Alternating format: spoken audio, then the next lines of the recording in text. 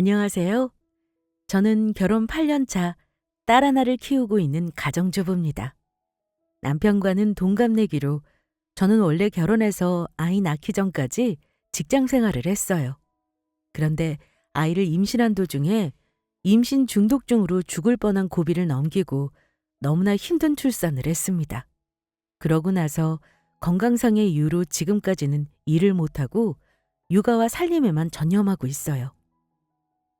얼마 전 내 집 마련도 했고 장 걱정이 없는 생활을 하다 보니까 문득 한창 결혼 생활이 힘들던 때가 생각나더라고요. 저는 결혼 초반부터 시어머니와 사이가 좋지 못했던 사람입니다.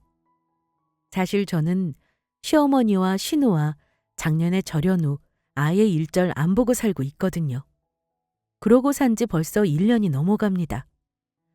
주변에 시댁과 절연하시는 분들이 의외로 많더라고요.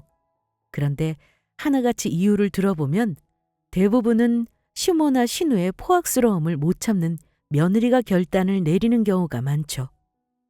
저도 다를 바 없었습니다만 한 가지 덧붙이자면 저는 시어머니가 진짜로 저를 죽일 듯이 미워했다는 정도겠네요.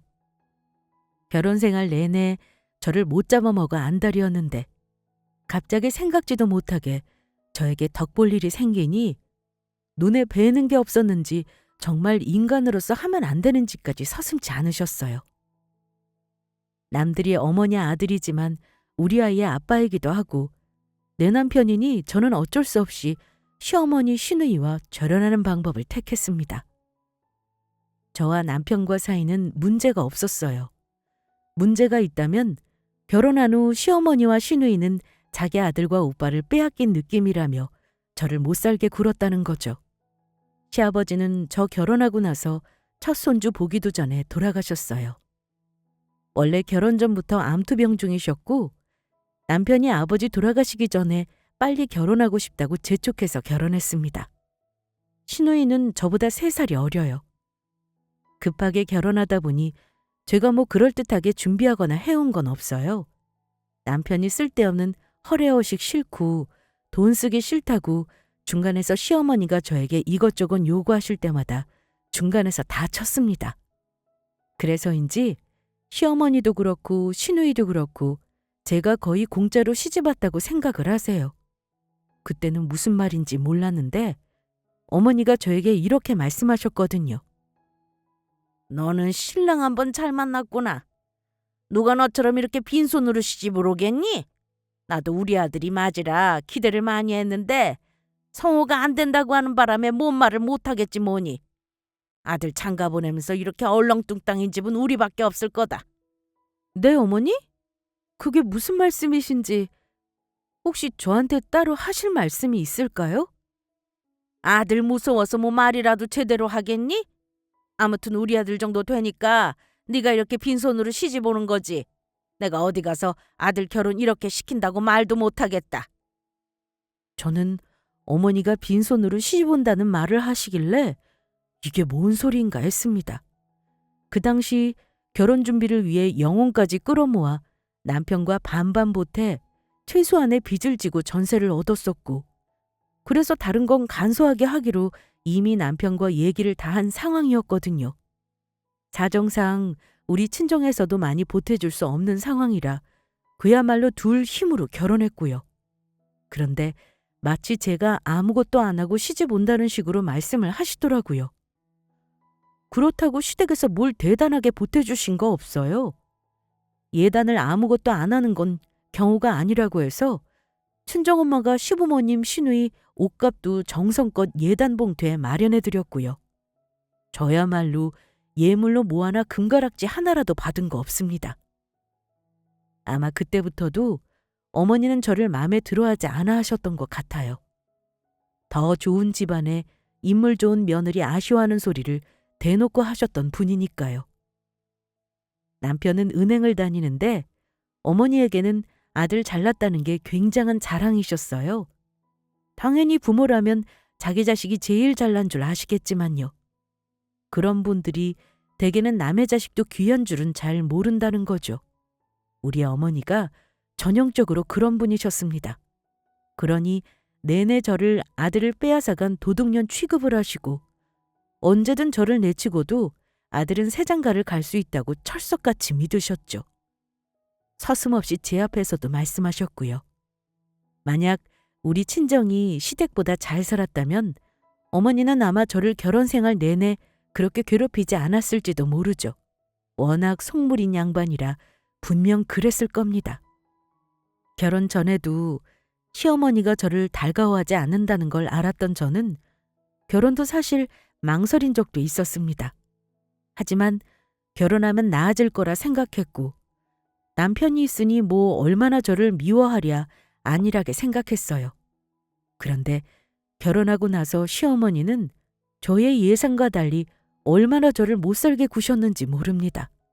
어머니 눈에는 제가 아들에게 어울리는 짝이 아니었나 봐요. 저만 미워하시고 트집을 잡으셨다면 그나마 참겠는데 우리 친정까지도 얼마나 무시하셨는지 몰라요.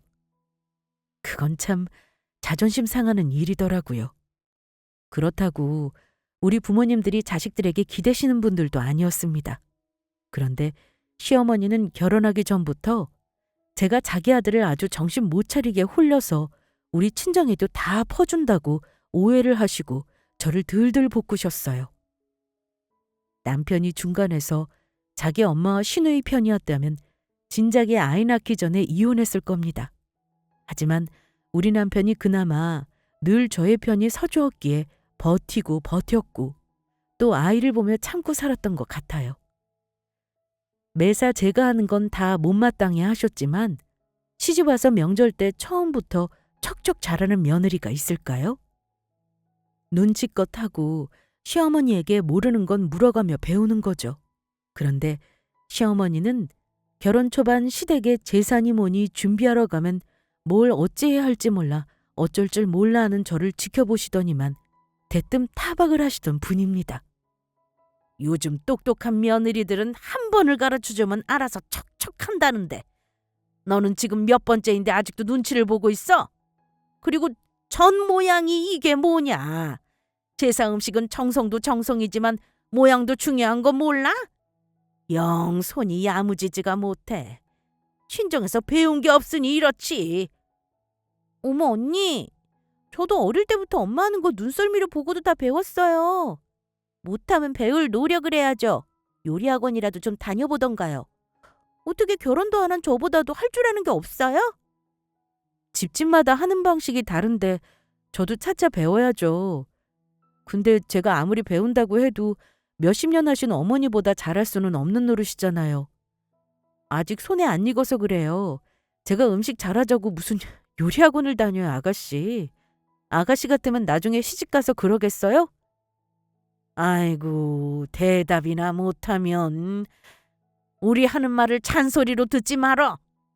그래가지고 10년 지난들 네 손에 있겠니? 하는 거 보면 꼭 일부러 안 하려고 애를 쓰는 것 같구나. 내가 아예 옆에서 거들지를 말아야겠네. 엄마, 앞으로는 나한테 음식 시키지 마. 이제 일할 사람 있으니까 시집갈 때까지는 나도 놀고 먹을래. 그래도 되지?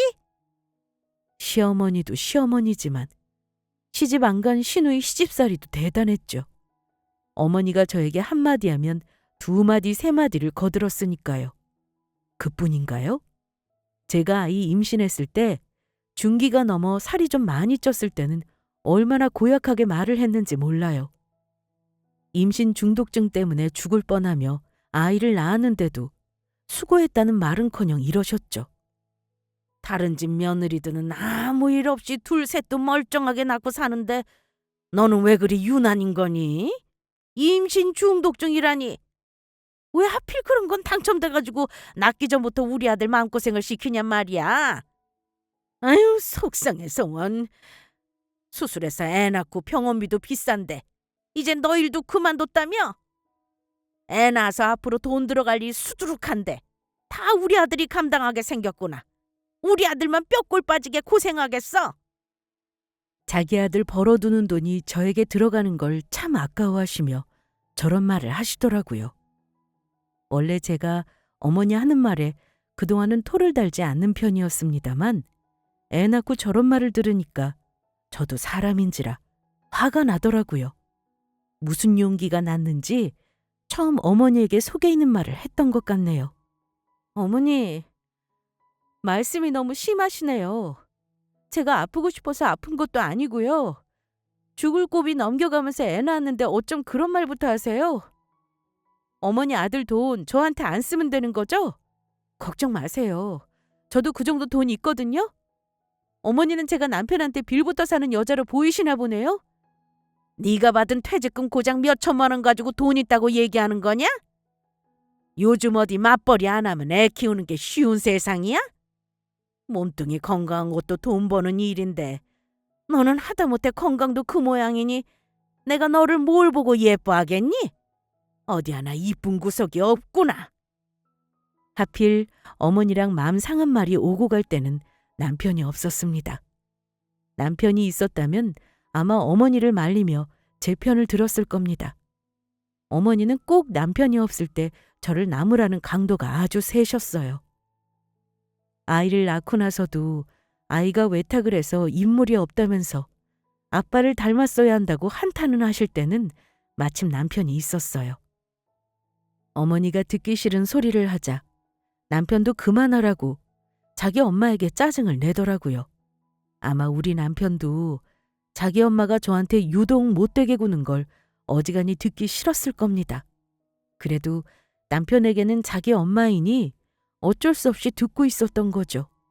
물론 남편도 아니다 싶을 때나 저에게 시누이와 시모가 너무한다 싶을 때는 가만히 있던 사람도 아닙니다. 그만 좀 하세요, 엄마. 엄마는 왜 이 사람한테 맨날 트집을 못 잡아서 안달이세요? 엄마 생각만큼 나 잘난 아들 아니에요.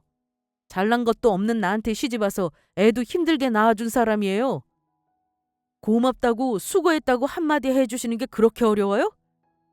가진 것도 없고 해온 것도 없으면 능력이라도 있어서 너한테 보탬이 돼야지.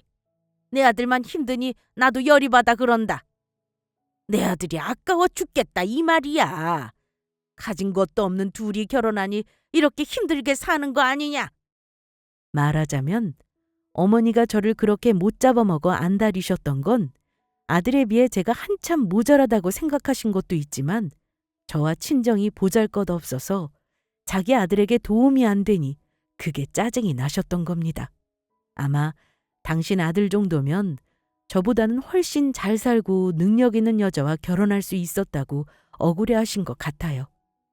어머니가 저를 마음에 안 들어 하시는 속내는 대충 짐작하고 있었습니다만 막상 어머니 입으로 적나라하게 들으니까 참 비참하더라고요.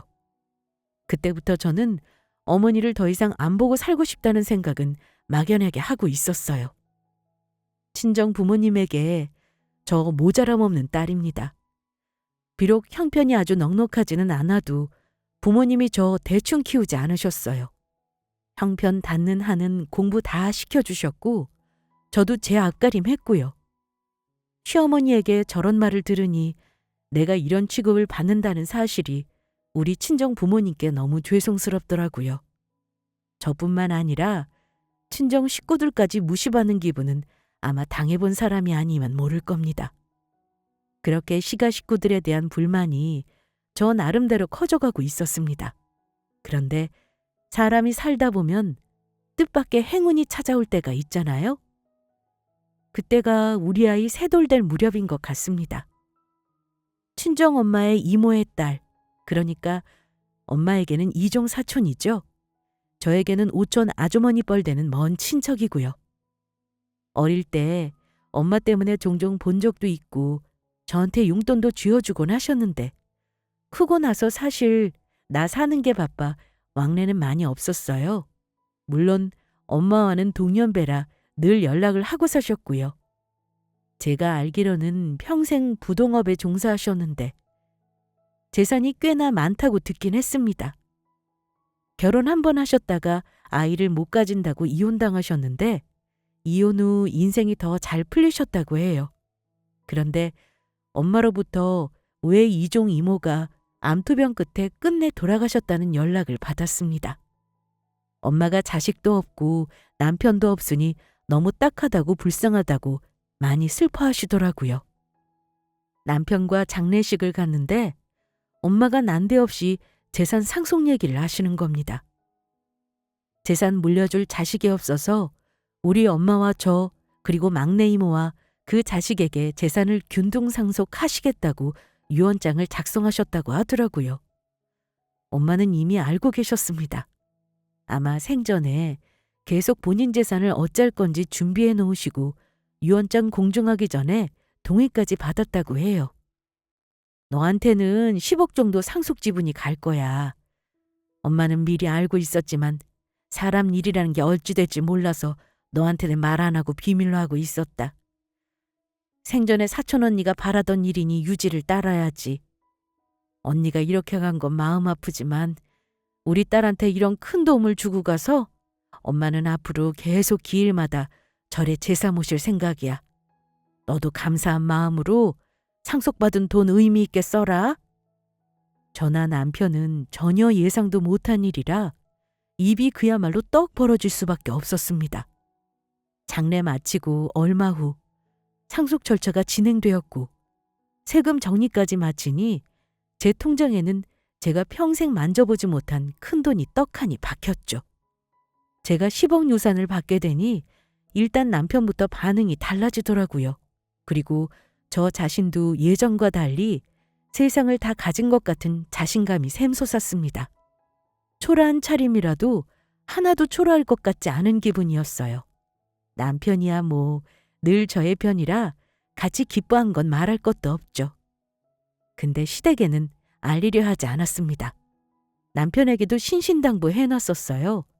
어머니가 늘 저를 못 잡아먹어 안달인데 제가 돈 있다는 걸 알아보세요. 그럼 과연 저를 가만히 놔두실까요? 그래서 남편 입단속을 단단히 시켜놨어요. 여보, 당신 행여나 어머니한테 나 유산 상속받았다는 말하면 안 돼? 알았지? 왜? 좋은 일이잖아. 우리 어머니도 알면 좋아하실 텐데 왜? 그리고 당신 돈 있는 거 알면 예전처럼 당신한테 함부로 못 하실 거야. 그러니까 오히려 말씀드리는 게 나을 수도 있어. 안 그럼 당신 지금처럼 어머니랑 계속 티격태격 살아야 할 것 같은데 그래도 말하지 마? 나는 상관없으니까 나 돈 상속받았다고 절대 말하지 마. 돈 있는데 어머니 구박이 뭐가 무섭겠어? 난 이제 어머니 구박이건 뭐건 다 참을 수 있을 것 같아. 내 말 무슨 말인지 알아들었지? 뭐랄까요? 사람보다 돈이 더 든든한 천군만마로 느껴지더라고요. 솔직히 말하자면 남편보다도 더 든든했습니다. 결혼 5년간 살면서 시댁에 퍼주느라 제대로 돈도 못 모으고 집 살 기회도 놓쳐버려서 너무 속상했었는데 이 돈으로 뭘 할까 생각하니 거짓골을 하고 있어도 행복할 것 같았습니다. 그런데 시댁에 유산 받은 걸 알리지 않으려는 저의 계획은 뜻하지 않은 일로 얼마 후에 그만 틀어지고 말았습니다. 그중 우리 부부는 전세 만기가 다 되어 집주인에게 집을 빼달라고 한 상태였어요. 전세 만기도 다가오고 있었고 아이 학교 가기 전에는 자리를 좀 잡자 싶어서 집 매매를 하려고 한동안 알아보고 다녔습니다. 집을 내놓으니 다음 세입자로 들어올 사람들이 몇 번 집을 보러 오기도 했죠. 그런데 일이 안 되려니 하필 우리 집을 보러 찾아온 사람이 시어머니의 오랜 지인이었습니다. 당연히 우리 남편도 알고 제 얼굴도 알죠. 전세 만기되면 우리는 집을 사서 간다는 사실을 주워 듣고는 시어머니에게 말을 했던 모양이더라고요. 그게 뭐가 문제냐고 아시겠지만 우리 시어머니라면 문제가 되고도 남아요. 가뜩이나 우리 집 재정에 일일이 간섭하며 우리 친정에 돈 들어갈까 봐 전전긍긍하시고 아들이 혼자 돈 버느라 힘들다고 하시는 분이니까요. 집을 산다고 하면 당연히 궁금해하실 게 뻔했습니다. 그런데 우리가 집을 산다는 말을 들은 어머니가 남편에게 연락을 하셨나 보더라고요. 아마 무슨 돈으로 갑자기 집을 산다는 건지 궁금했겠죠. 그런데 얼마 후 남편이 집에 왔는데 막 씩씩거리면서 저한테 미안한 말을 해야겠다는 겁니다. 여보, 나 당신한테 할 말이 있는데 화내지 말아주라. 화낼 일이면 하지 말았어야지. 대체 무슨 일인데 화내지 말란 말부터 하는 거야? 그랬더니 어머니가 느닷없이 전화로 우리 집 사는 걸 물어보셨다고 하더라고요. 어머니가 우리 집 사서 나간다는 소리를 들으셨나 봐. 근데 아주 난리를 치시더라고. 지금도 살기 힘든데 왜 땡빚을 내서 무리를 하냐고. 당신한테 일하라고 한 소리 해야겠다고 난리를 치시길래 처음에는 나도 잘 말씀드렸거든. 우리가 알아서 할 일이라고 했는데 오늘 당장 우리 집에 오신다는 거야. 그래서 설마 당신 우리 돈 있다고 말씀드린 거야? 그게 엄마가 너 편히 사는 꼴 못 보겠다고 집 살 때 처갓집에도 보태달라고 얘기 안 하면 직접 하시겠다고 하길래 당신 그만 좀 괴롭히라고 했지 뭐. 당신 무시당할 사람 아니고 우리 집 사는 거 당신 돈으로 사서 당신 명의로 할 거니까 다시는 그런 소리 하지 마시라 했어. 앞으로 우리 어머니가 당신 무시하는 일 없을 거야. 어머니가 우리 돈 어디서 났냐고 물으셨을 거 아니야. 나 상속받았다고 다 얘기했어? 남편은 오히려 내가 돈이 있다고 하면 어머니가 저를 무시할 일이 없을 거라고 하더군요. 그래서 내가 당신네 외가 친척한테 상속받은 얘기를 할 수밖에 없었어. 당신도 우리 어머니가 친정 나쁘게 얘기하실 때마다 속상했을 거 아니야. 이제는 우리 어머니가 당신한테 함부로 못하실걸? 내 말 믿어보라니까? 글쎄, 어머니가 과연 나한테 하는 행동이 달라지실까? 나는 더 괴롭히실 것 같은데 예전하고 다른 방법으로 괴롭히시겠지. 내가 말하지 말라는 이유가 다 있는 건데 당신은 왜 말을 해가지고 사람 속 시끄럽게 만들어? 당신이 더 안 힘들었으면 해서 그런 거지. 혹시 어머니가 당신 힘들게 하거나 이상한 낌새 보이면 나한테 무조건 얘기해. 알았지? 남편은 저에게 함부로 못할 거라 장담했지만 솔직히 말해 저의 생각은 달랐습니다. 어머니는 저에게 어떻게 해서든 그 돈을 뜯어내시려고 할 게 뻔했어요. 그래서 감추자고 한 건데 남편 딴에는 저 무시 안 당하게 한다고 저리 말을 해버린 거죠. 이미 엎질러진 물이니 남편을 더 타박할 수도 없었어요. 그래도 우리 가족 잘 사는 일이니까 설마 하니 저에게 이상한 요구는 안 하실 거라고 짐작만 할 뿐이었습니다. 그런데 며칠 지나지 않아 저의 예상대로 역시 시어머니가 할 말이 있다고 보자는 말을 하시더라고요. 분명 제가 돈 상속받은 것 때문에 몸이 달아있으셨겠죠. 직접 우리 집까지 오시겠다고 하시더군요. 어머니는 저에게 정확하게 확인을 하고 싶으셨던 거겠죠.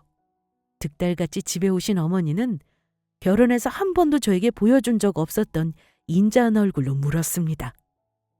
너희 집 산다는 소식 아비 통해 들었다. 근데 아비가 황당한 소리를 하더구나. 네가 외가 쪽 먼 친척한테 유산을 상속받았다고 말이야. 그게 정말이니? 그 돈으로 집 사는 거 맞는 거야? 어머니는 남편에게 제가 상속받는다는 말만 들었지 정확히 액수는 모르시는 듯 했습니다. 아마 대놓고 묻고 싶어서 입이 근질거리셨겠죠. 하지만 저는 액수까지는 어머니에게 말해주지 않을 작정이었습니다. 네, 그이가 얘기했죠? 그럼 그런가 보다 그냥 지켜보시지 뭘 오시기까지 하셨어요. 어머니, 그동안 우리 못 산다고 그렇게 마음 아파하셨잖아요. 이제는 저한테 그런 소리 안 해도 되세요. 세상에, 정말이구나. 나는 네 친정가족 중에 그런 부자가 있는 줄은 몰랐다. 근데 말이야, 혹시 얼마 정도 상속받은 거니? 집 한 채를 대출 없이 살 정도 되는 거지? 10억? 15억? 아니면 20억? 예, 속 시원히 말 좀 해봐. 그래야 나도 안심을 하지. 혹시 집 사면 그 집 명의는 우리 아들로 해줄 거야? 어머니, 제 돈으로 사는 건데 당연히 명의는 제 이름이죠. 그리고 액수는 뭐 그리 궁금해하세요? 정확한 건 남편도 몰라요. 누구에게는 적은 돈일 수도 있고 누구에게는 많은 돈일 수도 있는 금액이에요, 어머니. 그렇게만 알고 계세요. 우리 가족 잘 살게 되는 거니까 어머니도 좋은 마음으로 지켜봐 주시고요. 어머니는 어쩐지 제 말에 만족을 못하는 얼굴이셨습니다. 제가 끝까지 말을 하지 않자 셀쭉한 표정을 지으시더니만 차 한 잔 마시고 돌아가시더라고요. 그런데 그날 이후로 시누이가 갑자기 단톡방을 만들더니만 저를 초대해서는 전에 없던 온갖 아양을 떨더군요. 매일 좋은 문구를 보내고 가족이 똘똘 뭉쳐야 한다는 둥, 올해는 꼭 해외여행을 온 가족이 가자는 둥. 그동안 저를 무시하던 시어머니와 시누이가 갑자기 달라진 태도를 보이니 너무 속이 보여 우습기도 했습니다. 얼마짜리 집을 사는지를 묻고 같이 집을 보러 가자고 하며 어떻게든 제가 받은 상속 금액을 알려고 하더군요. 생전 우리 아이 한 번 봐준 적 없는 시누이나 시어머니는 갑자기 우리 부부 데이트라도 하라며 아이를 봐주겠다고까지 하더라고요.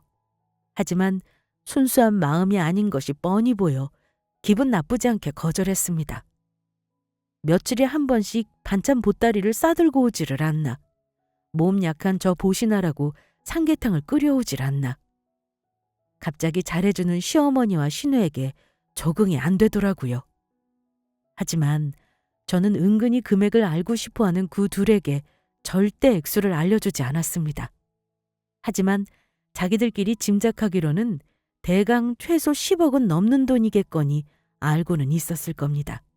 집을 대출 없이 살 수 있는 금액이라고 했으니까요. 그런데 얼마 후 시어머니가 한 번도 연락도 없이 집에 들이닥치시더니만 뭘 잔뜩 싸들고 오셔서는 저에게 앉아보라고 하시는 거예요. 어머니, 이게 다 뭐예요? 연락이나 하고 오시지. 저 지금 막 아이랑 마트 가려던 참인데요. 급하게 오느라 연락 못했어. 너한테 빨리 주고 싶어서 온 거다. 이게 얼마나 귀한 약인 줄 아니? 내가 몸에 좋다는 약재 어렵게 구해서 가져온 거야. 시어머니가 가져오신 건 한약 보따리였습니다. 약을 이렇게나 많이요? 이거 우리 그이 먹으면 되는 건가요? 당연히 몸에 좋은 거니 남편에게 먹이라는 한약인 줄 알았죠. 그런데 어머니가 펄쩍 뛰시는 겁니다. 어머 얘! 절대 안 돼! 이거 남자는 절대 먹으면 안 되는 약재로 만든 거야. 네가 몸이 차다고 하지 않았어? 내가 너 몸 생각해서 특별히 지어온 약이다. 네? 저 이런 약 안 먹어도 되는데요, 어머니. 뭘 이렇게나 많이 지어오셨어요? 내가 그동안 너한테 너무 심했지? 생각을 해보니까 나도 너한테 참 너무했다 싶었지 뭐야. 그래도 네가 돈이 생겨서 우리 아들 편하게 사나 싶어 마음도 놓이고. 아무튼 나도 이제는 너를 내 딸이라 생각하고 잘해주마. 혹시 나한테 서운한 거 많았어도 오늘 이 한약 지어주는 시어미 마음 생각해서 풀어라. 사실 저는 출산 후 몸이 안 좋아져서 먹는 약들이 있었기 때문에 한약을 함부로 먹으면 안 되는 몸이에요. 게다가 처방도 받지 않은 한약이잖아요. 제 몸에 혹여 안 맞을까 봐 저는 솔직히 먹기가 꺼려졌습니다. 하지만 싫다고 안 받았다가는 어머니가 또 어찌 나올지 몰라 그냥 감사히 먹겠다고 하고 받았습니다. 어머니는 가시면서 저에게 신신당부를 하시더라고요. 너 그 약 비싼 거다. 내가 특별히 너 위해서 약재상 가서 다린 거야. 절대 아비 먹이지 말고 네가 다 먹어. 알겠니? 내가 다음에 와서 확인할 거야. 어머니 당부에 대답을 했지만 저는 먹을 생각은 없었습니다. 그래서 포장도 뜯지 않고 혹시 다른 사람 누굴 줘야 하나 고민을 하고 있었습니다. 그런데 다음 날 이번에는 시누이가 지나가면서 저에게 차 한잔 하겠다고 집에 들르겠다고 하더라고요. 시누이와 시어머니 둘 다 번갈아 가며 저에게 참 별짓을 다 하는구나 싶었습니다. 그런데 시누이는 전날 시어머니가 저를 찾아온 걸 모르더라고요. 시누이 역시 시어머니에게 저희 집에 들른다는 말을 안 한 듯 했어요. 그런데 어찌나 속보이는 행동을 하는지 빵이며 과일이며 뭘 잔뜩 싸들고 왔더라고요. 아가씨, 뭘 그리 많이 싸들고 왔어요? 어제는 어머니가 저 한약 지었다고 오시더니만 오늘은 또 아가씨가 왔네요? 엄마가 어제 왔다고요? 나한테 언니 집 간다는 말 없었는데? 엄마가 와서 뭐래요? 뭘 하시긴요. 저 몸 안 좋은 거 걱정된다고 약 지어 오셨다던데요? 뭐 다른 말씀은 없으셨어요? 시누이나 시어머니나 둘 다 욕심쟁이에다 어쩜 생각하는 것까지 똑같아서 서로 얘기도 안 하고 각자 저를 찾아왔더라고요. 아마 뭐라도 받아먹을 콩고물이 있을까 하는 마음에 돈 있다는 저를 계속 찔러보는 거 저도 알고 있었습니다. 엄마가 약을요? 언니 주겠다고 지어왔다고요? 어머, 엄마 진짜 나한테 말도 안 하고 개인 행동했다 이거지? 대체 무슨 약을 지어왔대요? 아, 저기 올려놓은 저 약이에요.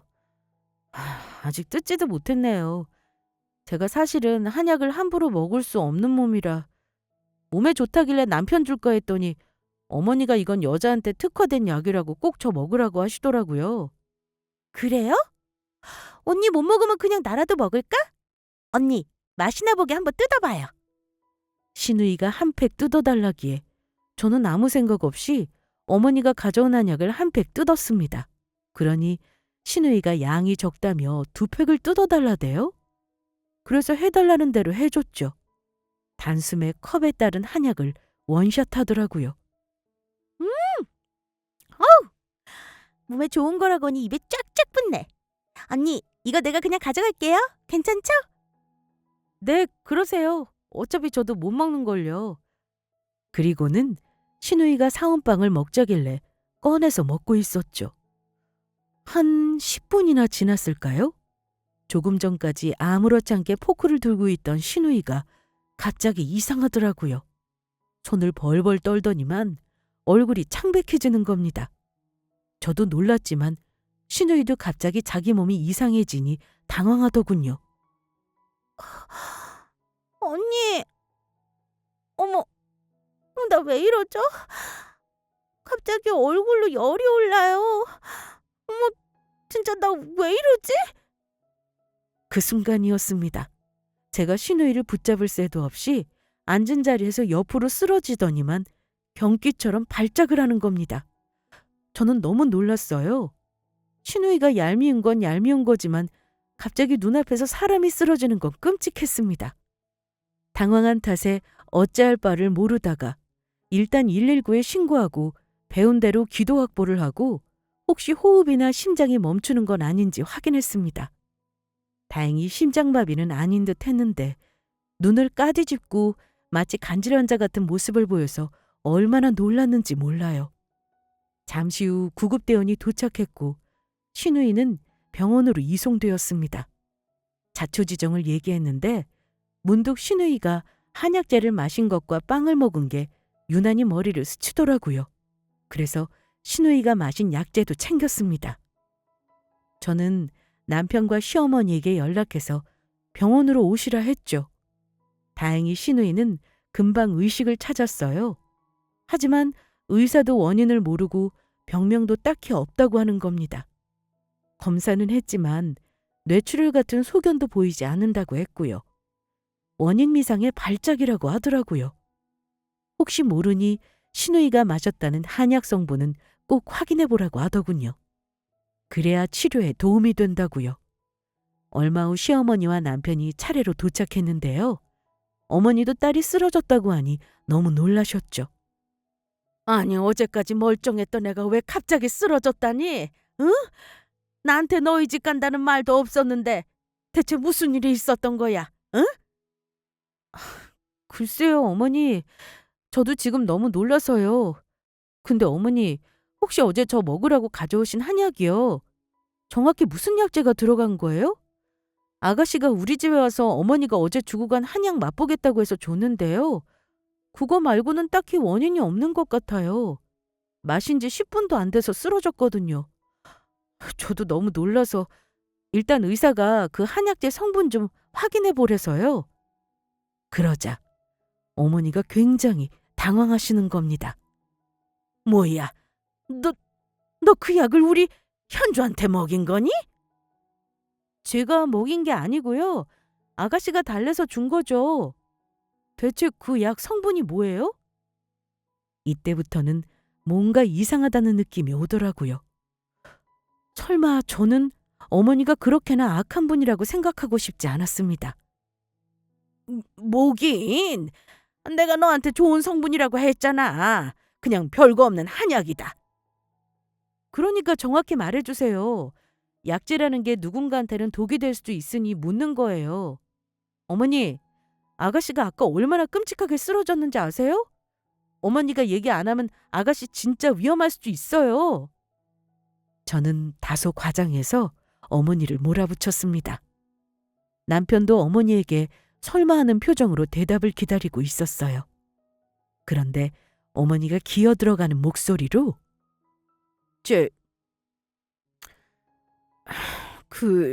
거기에 부자가 좀 들어갔어. 왜 몸이 찬 사람이 먹으면 좋대서 내가 조금 더 타려서 넣은 거다. 그거 말고는 뭐 감초랑 당기랑 홍삼도 좀 들어갔고. 별거 없어. 부자요? 어머니 설마 부자를 거기에 넣으신 거예요? 저도 바보는 아닙니다. 부자라는 약재는 적게 쓰면 약이 될 수도 있지만 과량 쓰면 즉시 약효가 나타나는 약재이기도 합니다. 옛날에 사약에 들어가는 약재라고 생각하시면 돼요. 저는 너무나 놀랐습니다.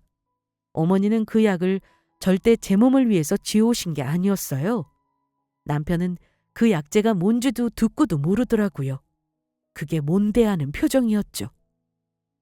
여보, 이게 다 무슨 소리야? 부자는 또 뭐고? 어머니, 이제 알겠네요. 어떡할까요? 어머니가 지어오신 한약 가지고 지금 경찰서 갈까요? 어머니가 딸 죽일 뻔했고 저는 죽이려고 했다고요. 어머니 정말 저 서서히 말려 죽이려고 그 약 가져오신 거네요? 제가 상속받았다는 재산 때문에 이러신 거예요? 어머니가 한 짓이 무슨 결과를 가져왔는지 한번 보시라고요. 그러자 어머니는 그제야 저 자세로 나오면서 저에게 사정하더라고요. 아이고 얘, 내가 잘못했다. 잘못했어. 나는 설마 아니 그게 그렇게 약성이 센 줄은 몰랐어. 왜 하필 그걸 현주가 마셔가는 거야. 미안하다. 내가 널 죽이려고 했겠니? 절대 아니야. 그런 마음으로 준 거 아니었다. 그럼 뭔데요? 어머니 저 죽이고 저 상속받은 재산 가로채고 싶으셨어요? 돈 때문에 이런 끔찍한 행동하신 게 아니면 뭐냐고요. 저 바보 아니에요. 유산 상속받은 거 알고 나서부터 저한테 살갑게 굴고 회유하려고 한 거 저 다 안다고요. 대체 이렇게까지 하시는 이유가 뭐예요? 그냥 나는 우리 아들이 덕을 보길 바랬을 뿐이야. 너 가뜩이나 병치려고 아픈 것도 많은데 수명 조금 줄인다고 뭐 크게 나쁠 것 없다고 생각했다. 내가 설마 너를 진짜 죽이려고 했겠니? 저는 너무 화가 나서 더 이상 말을 못 잇겠더라고요. 그때 오가는 대화를 다 들은 남편이 부들거리며 어머니에게 소리쳤습니다. 엄마, 이 사람 말이 사실이에요? 정말이냐고요? 시어머니는 어쩔 줄 모르며 뭐라 말을 못하더군요. 일단 우리 현주 상태부터 봐야 하지 않겠니? 나중에 얘기하고 일단 네 동생부터 좀 보자. 응? 엄마, 가져온 약재가 어쨌든 이 사람 고생시키는 약이라는 거네요? 그거 마시고 현주 쓰러진 거 보면 우리 집사람이 마시고 정말 죽을 수도 있었던 거잖아요. 엄마 진짜 미쳤어요? 내가 우리 집사람 무시하지 말라고 돈 있다고 말한 건데 그걸 듣고 이런 끔찍한 생각을 해요?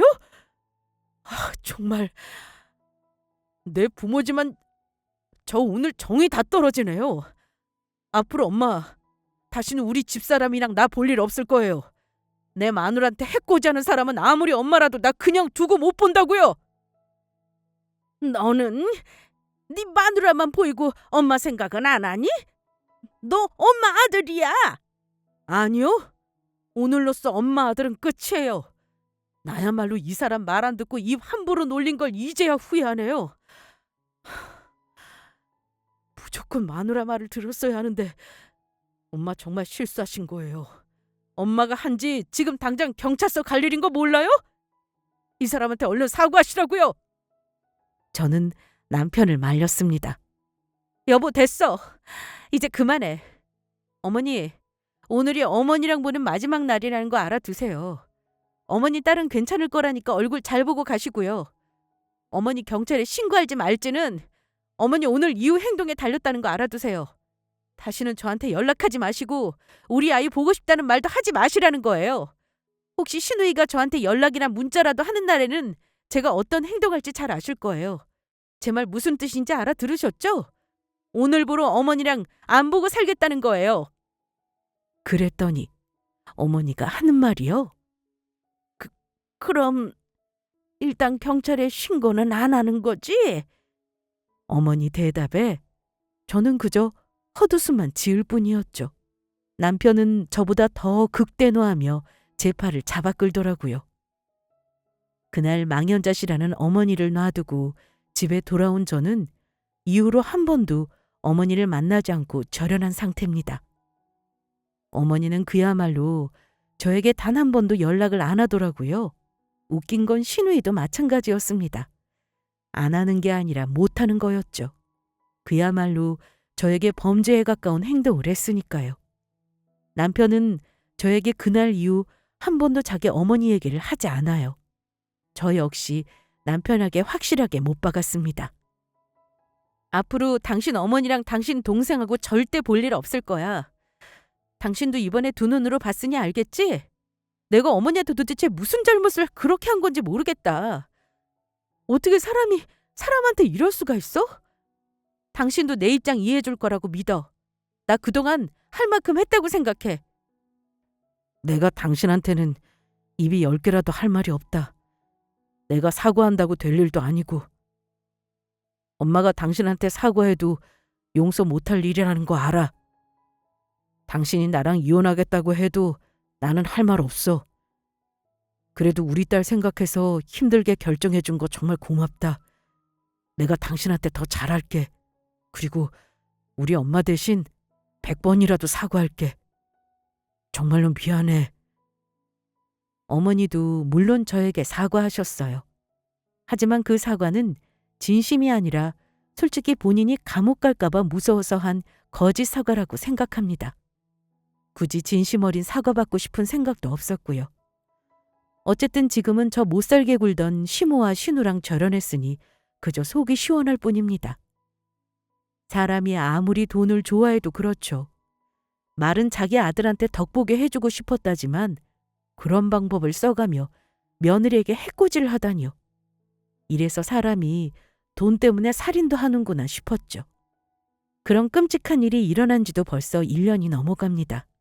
저는 아이가 학교 입학하면 숨 좀 돌리게 될 테니 그때부터는 일을 찾아 해볼까 생각 중입니다.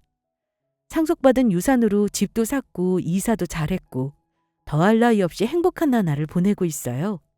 남편이야 뭐 제가 몸이 약한 걸 아는지라 일하지 말고 건강이나 챙기고 아이 잘 키우라고 하지만요. 굳이 회사에 들어가지 않아도 조그만 카페 같은 걸 차려보면 어떨까 생각만 하고 있어요.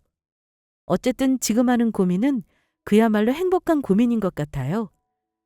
어디 가서 함부로 얘기도 못하는 저의 절연 사연을 이렇게나마 털어놓아 봅니다. 저는 아마도 앞으로 시어머니가 돌아가셔도 장례도 가지 않을 것 같아요. 이런 제가 너무하신다고 생각하실까요? 구독자분들의 생각도 궁금하네요. 그럼 저의 사연을 이만 마치겠습니다.